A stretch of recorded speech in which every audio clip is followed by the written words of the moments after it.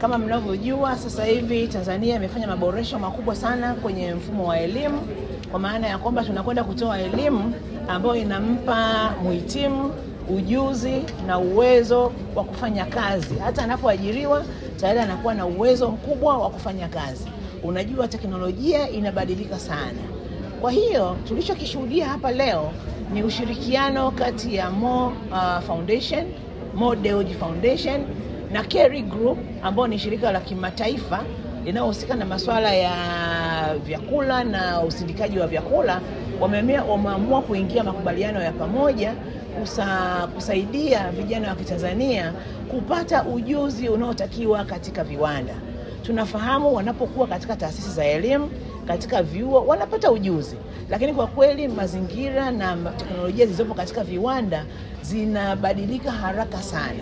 Kwa makubaliano haya leo yanaenda kudumu kwa kutekeleza azma ya kuwaunganisha wanafunzi waliotoka kwenye vyuo na viwanda.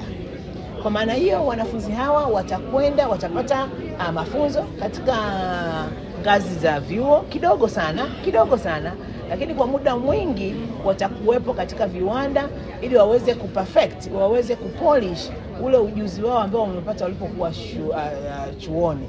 Na kama mlivyosikia, watakuwepo katika programu hii kwa muda wa mwaka mmoja. Kwa hiyo mwaka mmoja wanafunzi hao watapikwa kweli. Na kupitia Mo Foundation na Kerry Group walitangaza tu, baada ya kuwa wao wenyewe wawili wamekubaliana kushirikiana, walitangaza Watanzania ambao wamehitimu masomo yao ya vyuo vikuu wanaotaka kuingia katika programu hii. Nataka niwaambie Watanzania wengi waliomba, ila uwezo uliweza kusababisha kuchukua wanafunzi 40 tu kwa kuanzia.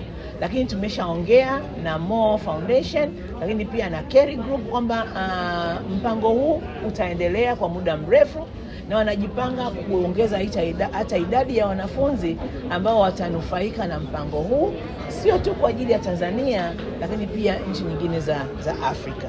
Kwa hiyo mpango huu kwa kweli katika sekta ya elimu ni muhimu, kwa sababu tunahitaji kuunganisha elimu tunayopata darasani na kile ambacho kinatokea katika viwanda, ili vijana wanapoingia kazini sasa wawe tayari kufanya kazi kwenye viwanda. Wizara ya Elimu kazi yake ni kutoa ujuzi.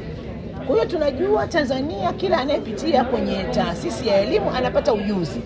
Kilichokuwa ambacho tunahitaji kuboresha ni kuunganisha sasa ujuzi ambao wanafunzi wanaopata kwenye vyuo na kile ambacho kinatokea kwenye viwanda.